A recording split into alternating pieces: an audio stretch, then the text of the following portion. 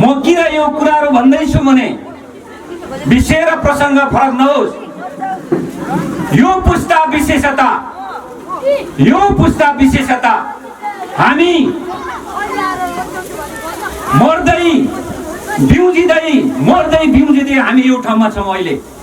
मैले किन यो कुराहरू भनिरहेको छु भने चाहे 72 सालको भूकम्प होस्, चाहे कोभिडका कुराहरू होस्, चाहे गणतन्त्र प्राप्त गर्ने कुराहरू होस्, चाहे तत्काल जेन्जी पुस्ताले आन्दोलन गरेका कुराहरू हुन्, हामी त कहिले मर्दै बिउजिँदै यहाँ आएको छौँ। मैले किन यो कुराहरू गरिरहेको छु भने आज हामीले यो गाउँपालिकाले केही पनि गरेको छैन भन्ने कुराहरू पनि केही सामाजिक सञ्जालमा मैले हेर्ने देख्ने गरेको छु। मैले कहिल्यै पनि त्यो सामाजिक सञ्जालमा कहिले पनि मैले आफ्नो कुराहरू राखेको छैन। मैले यो आज मेरो एउटा प्लेटफर्म पनि हो, किनभने हामी 72 सालको भूकम्पमा हामी कुनै पनि घरको छाना थिएन, छाना उताउने कामहरू गर्यौं। त्यति बेला पनि हामी धेरै मर्न सक्थ्यौं, बाँच्यौं। कोभिड-19 मा पनि हामीले धेरै हामी बित्न सक्थ्यौं, मर्न सक्थ्यौं, मर्न पनि मर्यौं हामी। तथापि हामी बिउजिँदै आयौं र विभिन्न जेन्जी पुस्ताले गरेको आन्दोलनमा पनि कोही बित्नुभयो, कोही बाँच्यौं र विभिन्न प्राकृतिक विपत्तिले पनि कहिले हामीलाई सताइरहेको छ, त्यहाँ पनि कोही मर्यो, कोही बाँच्यौं। मानवीय विपत्ति पनि भएको छ। यो हुँदै गर्दा पनि यो गाउँपालिकाले आफ्नो स्रोत साधन र क्षमतालाई अब्बल राखेर यहाँको नागरिकलाई तमाम विकास निर्माणका कुराहरूलाई हामीले अगाडि बढाएको कुराहरू म तपाईहरु मार्फत आज म व्यक्त गर्न चाहन्छु। मैले यति कुराहरू गरेँ, मैले बन्दै टेढै नगरिकन र विशेषतः मैले यहाँ नानी बाबुहरूको लागि के भन्न आग्रह गर्न चाहन्छु भने हामी यो पुस्ताको मान्छे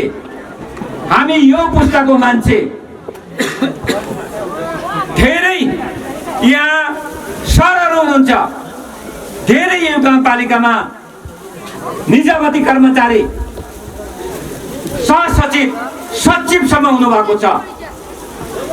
त्यो को अवस्था हेर्दाखेरि उहाँले जे खालको हामीले जे सङ्घर्ष गर्यौं, जे हामीले चाहिँ दुःख गर्यौं, सङ्घर्ष र दुःख बिना सबै कुराहरू प्राप्त हुँदैन।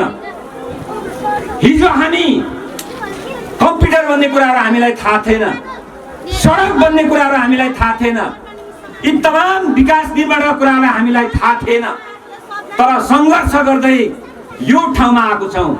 तर नानी बाबुलाई के भन्न चाहन्छु भने अहिले तपाईहरुलाई सबै कुराहरू प्राप्त भएको छ।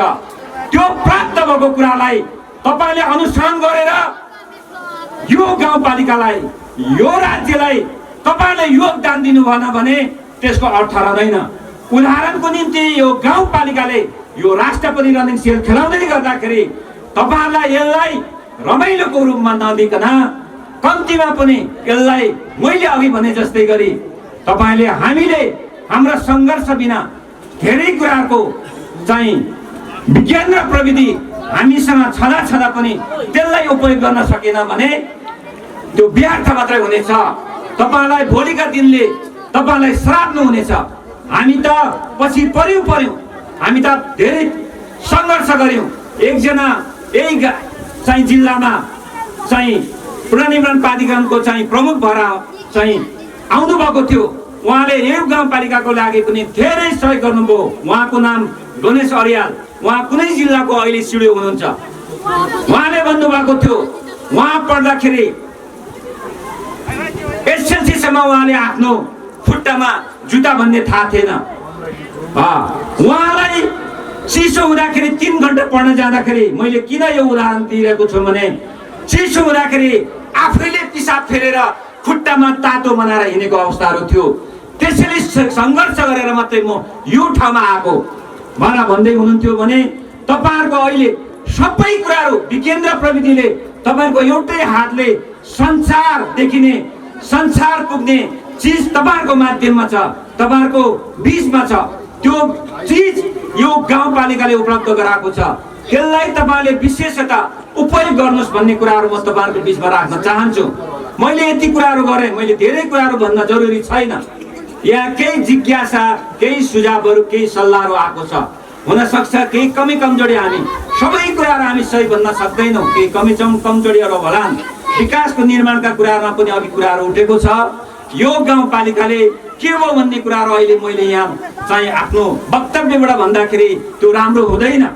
यहाँको स्वास्थ्यको सन्दर्भमा के भएको छ, शिक्षाको सन्दर्भमा के भएको छ, पर्यटनको सन्दर्भमा, कृषि, उद्योग लगायत तमाम कुराहरू, विकाससँग जोडेका कुराहरू कम्तीमा पनि यो गाउँपालिकामा अवलोकन गरेर र अन्य स्थानीय तहमा पनि अवलोकन गरेर कति फरक भएको रहेछ, के भएको रहेछ भन्ने कुराहरू बुझेर अलिकता हामी केही काम गर्ने मान्छेहरूलाई हौसला भयो भने अझ थप यो हौसला भन्ने कुराहरू जिम्मेवारी पनि हुँदो रहेछ। अझ मैले के गर्नुपर्छ, अझ थप गर्नुपर्छ भन्ने कुराहरू हुँदो रहेछ। होइन भने यो गाउँपालिकामा केही भएको छैन, यहाँ केही पनि भएको छैन भन्ने कुराहरू भयो भने किन गर्ने भन्ने कुराहरू पनि हुँदो रहेछ। त्यसो भएको हुनाले यथार्थमा गएर हामी तथ्यमा गएर, तर्कमा होइन, हामीले आफ्नो कुरालाई बढी राखेर मात्रै होइन कि त्यो कुराहरू तथ्यमा गएर हामीले कुरा गर्न सक्यौँ भने त्यो कुराहरू सान्दर्भिक हुने थियो भन्ने कुराहरू तपाईहरुको बीचमा राखेँ। मैले अघि नै भने कमी कमजोरी भयो होलान्, मेरो दोस्रो कार्यकाल पनि हो, यो तेस्रो कार्यकाल भन्दा पनि केही फरक नपर्ला। तर काम गर्दै जाँदाखेरि यत्रो लामो समयमा अन्जानमा केही कमी कमजोरी पनि हुन सक्छ। ती कुरालाई बसेर छलफल गरेर यो गाउँपालिकालाई अझ थप समृद्धि या थप प्रभावकारी के कुराहरूमा गर्न सक्छौँ बसेर छलफल गरौँ। एक आपसमा प्रतिशोध, आक्रोश यो भयो त्यो भयो भन्दा पनि सबै कुराहरू सबै हामीले मिलेर भन्यौँ। सबै राजनीतिक पार्टीको साथीहरूलाई पनि आग्रह गर्न चाहन्छु, सबैले विकास यही गर्ने हो, सबैले राम्रै गर्ने हो। त्यसको निम्ति राम्रो गर्नको निम्ति त्यसलाई चाहिँ प्रोत्साहन गर्ने, नराम्रो छ भने त्यसलाई दुरासन पनि गर्ने। त्यो ढङ्गबाट बढ्यौँ भने मात्रै हामीले के गर्न सक्छौँ, होइन भने हामी धेरै पछि पर्न सक्छौँ भन्ने कुराहरू मैले पहिला पनि भन्थेँ, अहिले पनि त्यही कुराहरू मैले दोहोऱ्याएँ। त्यसले गर्दाखेरि अघि जेनजीका कुराहरू पनि केही कुराहरू यहाँ उठेको थिए र यही सन्दर्भमा पनि म के भन्न चाहन्छु भने विशेषतः यो समय अनुकूल, समय त त्यही छ, विज्ञान र प्रविधि अनुकूल हामीले कम्तीमा पनि परिवर्तन हुन सकेनौँ भने हाम्रो प्रशासन, हाम्रो शासन, हाम्रो व्यवहार, हाम्रो शैली परिवर्तन हुन सकेन भने अझै पनि हामी धेरै पछि पर्न सक्छौँ। त्यही कुराले गर्दाखेरि राम्रो कुरालाई सपोर्ट गरेर जो जेनजी युवाहरूले उठाएको कुराहरू, एउटा सकारात्मक कुरालाई पनि हामीले आत्मसात गर्नुपर्छ। खालि हामीले चाहिँ भुलभुलाइयोमा भन्ने कुराहरू मात्रै होला, केही भुलभुलाइयोहरू होला, कतिपय कुराहरू सकारात्मक कुराहरू पनि छन्। ती कुरालाई आत्मसात गरेर यो गाउँपालिका अगाडि बढ्ने कुराहरू पनि तपाईहरुको बीचमा म प्रतिबद्ध जाहेर गर्न चाहन्छु। र मैले अघि नै भने तमाम यहाँका चाहिँ